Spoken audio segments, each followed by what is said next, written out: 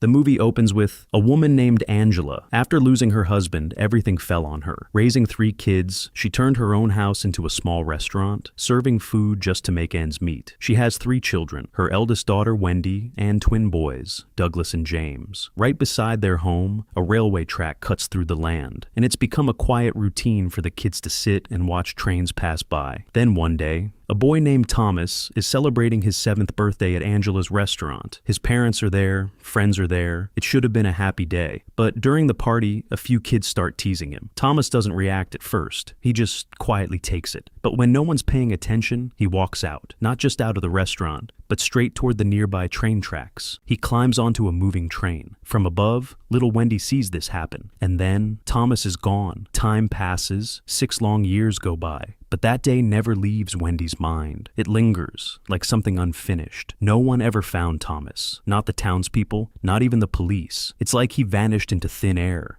Posters still remind everyone he was 7 when he disappeared, which means now he should be 13. Wendy is now 9, a little older, a little more aware of the world. She helps her mother at the restaurant alongside her brothers, and slowly she begins to understand something deeper, the cost of responsibility. One night, Angela shares stories from her past, a version of herself that feels almost unreal now. Before marriage, before kids, she loved traveling. She would wander from city to city, chasing adventure, but life changed. Marriage came, then children, and after her husband's death, responsibility replaced everything else. Her own life, her own dreams, they quietly disappeared. The next day after school, Wendy and her brothers head to a nearby river, casually catching fish. Everything feels normal until Wendy hears something, a train. She looks up, and without thinking, she starts running toward it, leaving her brothers behind. But the train is too fast. She can't reach it. Still, something about it stays with her. Her mother's words echo in her head. How people grow up, get trapped in responsibilities, and never get to live freely again. That night, everyone's asleep, but Wendy isn't. She sits by the window, staring outside into the dark silence. And then, she hears it again, a train. As it passes by, she notices something strange. There's a boy. That's when everything shifts. Wendy runs outside immediately. Her brothers follow her. As the train slows down, all 3 of them jump on. After searching for a while, they finally find him. He introduces himself as Peter, and what he says next doesn't sound real. He tells them if they trust him, he can take them somewhere. A place where time isn't a problem. A place where no one grows up. Wendy was already craving adventure, so without much hesitation, she agrees, and her brothers follow. Soon the train reaches a long bridge. Peter turns to them and calmly says something unexpected. They need to jump into the river below. That's where the path begins. At first they hesitate, fear creeping in, but one by one, they leap down into the water, and waiting for them below is another child sitting in a small boat.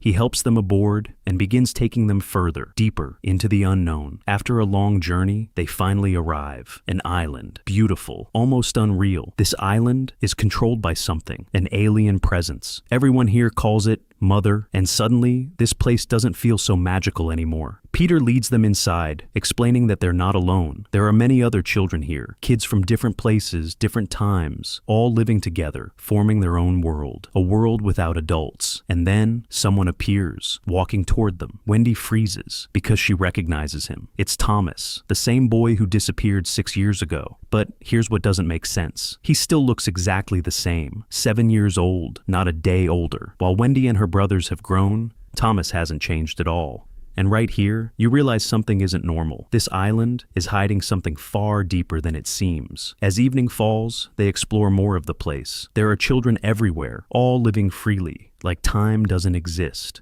Eventually, Wendy and her brothers decide they'll stay for a few days and then go back home. The next morning, Wendy wakes up and notices Peter standing by the shoreline. Wendy walks up to him. Without saying much, Peter suddenly dives into the water. Wendy follows him. Underneath the surface, she sees it. Something moving. Not like a fish, not like anything natural. An unnatural, alien-like creature gliding through the water. The moment Wendy spots it, fear hits instantly. She backs away, panicking. Peter quickly calms her down. He explains, "This isn't from Earth. This creature came here long ago, carried by a meteorite." Peter tells her, "This being isn't just physical. It's connected to the 4th dimension, time itself. Humans," he explains, "are limited. We exist in 3 dimensions, length, width, height. That's all we can understand. But this creature, it doesn't experience time the way we do. For it, the past, present, and future exist all at once. And because of that, it can control time. That's exactly what it did to this island. Time here has been slowed down to an extreme level. Every child on this island came from a different time period, some from years ago, some from centuries. Peter himself reveals something shocking. He first arrived here in the 19th century, over 100 years ago, and yet he hasn't aged a single day. He's still the same. That's why everyone calls this entity Mother. It provides food, water, and maintains this strange balance. But then Peter adds something serious. There's a condition. As long as you trust Mother, time stays still. But the moment that trust breaks, time snaps back. Wendy suddenly wakes up from her sleep. She hears movement, and when she looks, she sees an old man sneaking away. The man quickly disappears toward another part of the island, a place Peter never mentioned. Wendy confronts Peter, and this time, he doesn't hide it. He tells her the truth. That old man was once just like them, a child. But at some point, his trust in Mother broke, and the moment it did, time hit him all at once. He aged rapidly, turning old in what felt like an instant. And he's not the only one. There's an entire section of the island filled with people like him, people who lost their trust and paid the price. Wendy hears this, but she doesn't dwell on it too much. A little later, she heads out with Peter and her brothers toward the water. At first, everything feels calm, but then something changes. Wendy and James suddenly realize Douglas is gone. He was right behind them, swimming, and now he's nowhere. Both of them dive back into the water, searching desperately. They call his name.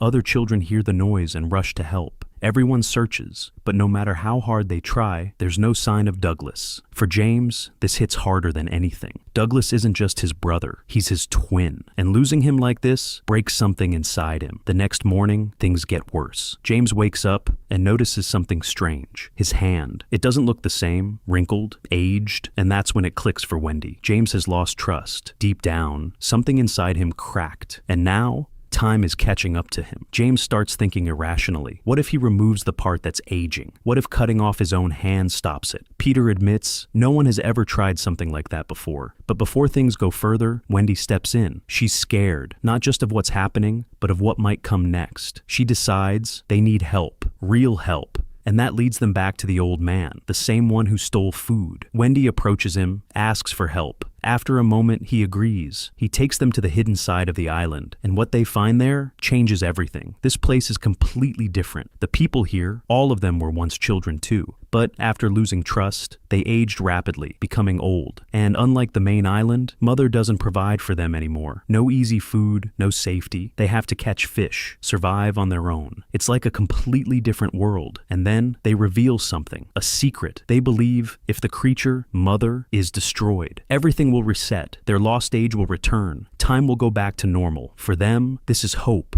For James, this becomes something else. Anger, grief, and a need to fix everything. That's when he comes up with a plan, a dangerous one. He suggests they use the children, kidnap them, force Mother to appear. Because if the children are in danger, it won't stay hidden. And once it comes out, they can end it. The idea spreads quickly, and soon. The older group begins moving toward the main part of the island. Wendy realizes what's about to happen. And she runs, trying to reach the others first, trying to warn them. But she's too late. When she arrives, it's already happened. All the children have been captured. Only Peter managed to escape. Wendy finds him, and together, they climb up to a higher point, overlooking everything below. Under James's direction, the older group is dragging all the captured children toward the shoreline. They're placing them onto a large boat, using them as bait to force Mother to come out. Peter looks at Wendy and says one thing clearly. They have to stop this, no matter what. And without wasting another second, they start running, taking a shortcut through the island, trying to reach the boat before it's too late. As Wendy and Peter race through the island, Wendy suddenly spots someone ahead. It's Douglas, alive, completely unharmed. She runs to him and hugs him tight. Turns out, he never drowned. He had drifted off in another direction and ended up far from where they were searching. There's no time to process it, and together, they rush toward the boat. Wendy and Douglas climb onto the boat, but just as things seem to turn, the older group returns. They're caught, dragged away and brought before their leader. And standing there is James. Only now, he looks even older than before. Time hasn't slowed down for him anymore. It's been racing. But the moment he sees Douglas alive, everything changes. He breaks. Tears fill his eyes. But it's too late. The plan is already in motion. With all the children captured, the alien entity emerges from the depths. This is exactly what the older group wanted. They surround it immediately, they trap it in a net, and then they strike. James leads the attack, throwing sharp weapons toward the creature. Soon, the creature weakens, and finally, it stops moving. Mother is gone. And then, everyone waits, because this was supposed to fix everything. This was supposed to reverse time, give them back what they lost. But nothing happens. Not a single change. The older people remain old. Their age doesn't reverse. Their bodies don't recover. And right here, reality hits hard. There was no reset. They didn't break the system. They only destroyed the one thing holding it together. Wendy looks around and finally understands. Without Mother, the island isn't special anymore. It's just a normal place now. She turns to Peter and the others. There's only one choice left.